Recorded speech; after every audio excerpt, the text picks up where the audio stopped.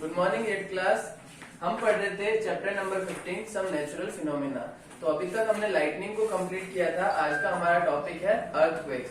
Earthquake किसे कहते हैं? भूकंप को। तो अर्थक्वेक क्या होता है? You just learn about thunderstorm and lightning. तो आपने अभी थंडरस्टॉर्म और लाइटनिंग के बारे में पढ़ा है। In class 7th you learn about cyclone. तो 7th क्लास में आपने जो है साइक्लोन के बारे में पढ़ा था। साइक्लोन क्या होते हैं? चक्रवात, जो गोल गोल घूमते हुए आते हैं और तबाही मचाते हैं। These natural phenomena can cause large scale destruction of human life and property। तो ये जो नेचुरल फिनोमिना होती है, ये जो परिघटनाएं होती है, ये बहुत बड़ा डिस्ट्रक्शन करती है, ह्यूमन लाइफ को भी नुकसान पहुंचाती है और प्रॉपर्टी को भी। Fortunately these phenomena can be predicted to some extent। तो भाग्यवश हम जो है इन कुछ फिनोमिना को जो है पहले पता कर सकते हैं कि ये प्रेडिक्ट कर सकते हैं ये किस वे से आ रही है, कितनी स्पीड से आ रही है। ठीक है, तो उससे कुछ हम बचाव कर सकते हैं। The weather department can warn about a thunderstorm developing in some area. तो हमारा जो मौसम विभाग जो होता है वो हमें पहले ही बता देता है कि जो थंडरस्टॉर्म जो है कहाँ से पैदा हो रहा है और किस तरह से, किस गति से हमारी तरफ आ रहा है। If a thunderstorm occurs there is always a possibility of lightning and cyclone accompanying it. तो अगर कोई थंडरस्टॉर्म आता है तो उसके साथ हमेशा ये पॉसिबिलिटी रहती है कि लाइटनिंग भी होगी और साइक्लोन भी आएगा। यानी बिजली का अगर तूफान आता है तो उसमें बिजली भी होगी और साइक्लोन यानी चक्रवात भी साथ में होता है। So we get time to take measures to protect ourselves from the damage caused by this phenomena. तो हमें एक टाइम मिल जाता है जिससे हम अपने आप को उससे प्रोटेक्ट कर सकते हैं। There is however one natural phenomenon which we are not yet able to predict accurately। लेकिन अभी भी एक ऐसा नेचुरल फिनोमिना है, एक ऐसी परिघटना है जिसको हम अभी तक प्रिडिक्ट नहीं कर सकते। जो है वैज्ञानिकों ने इतना टेक्नोलॉजी उस पर नहीं काम कर रही है कि हम उसको प्रिडिक्ट नहीं कर पा रहे। वो कौन सा है?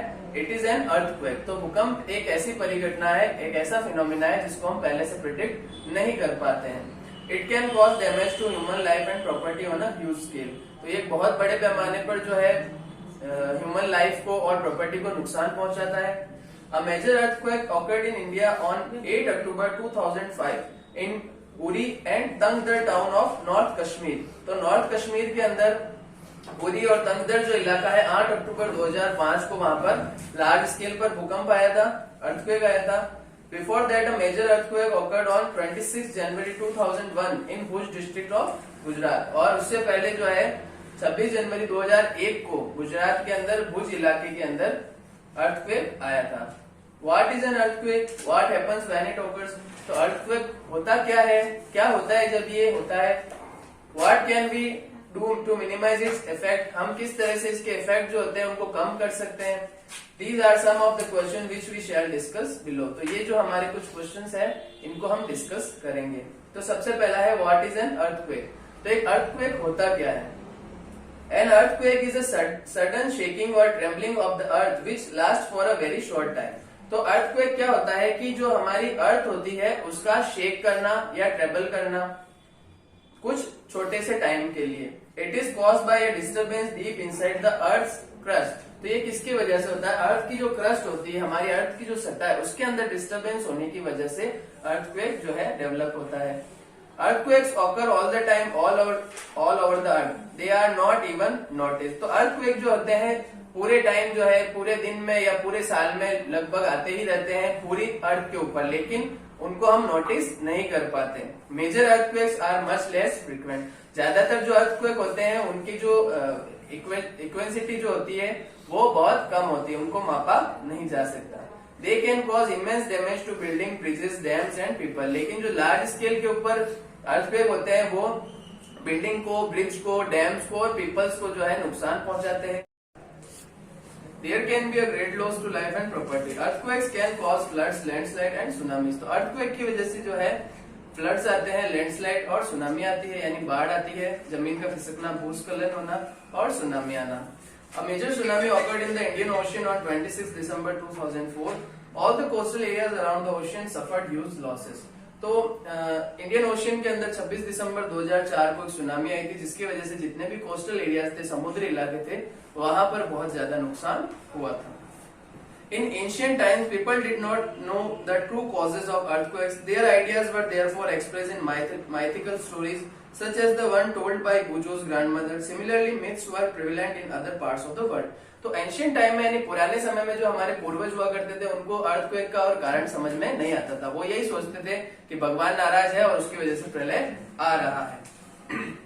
Now we know that the tremors are caused by the disturbance deep down inside the uppermost layer of the earth called the crust. लेकिन अब हम जान चुके हैं जो अर्थक्वेक आने का कारण है जो क्रस्ट के अंदर, जो अर्थ की क्रस्ट होती है, जो अपरमोस्ट लेयर यानी सबसे ऊपर की सतह होती है, उसके अंदर डिस्टर्बेंस होने की वजह से अर्थक्वेक आते हैं।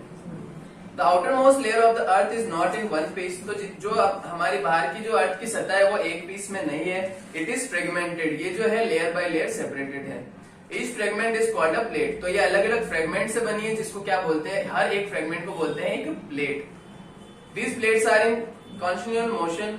When they brush past one another or a plate goes under another due to collision, they cause disturbance in the earth's crust. तो जब दो प्लेटें आपस में टकराती है या एक प्लेट के ऊपर या एक प्लेट के नीचे की तरफ जब मोशन करती है, गति करती है, तो उससे अर्थ की क्रस्ट के अंदर क्या होता है, डिस्टर्बेंस होता है। उसकी वजह से हमें जो है अर्थक्वेक दिखाई देता है। It is this disturbance that shows up as an earthquake on the surface of the earth. इसकी वजह से हमें अर्थ के सरफेस के ऊपर जो है ये अर्थक्वेक महसूस होता है। इसके आगे का जो है हम नेक्स्ट क्लास के अंदर डिस्कस करेंगे। Thank you class.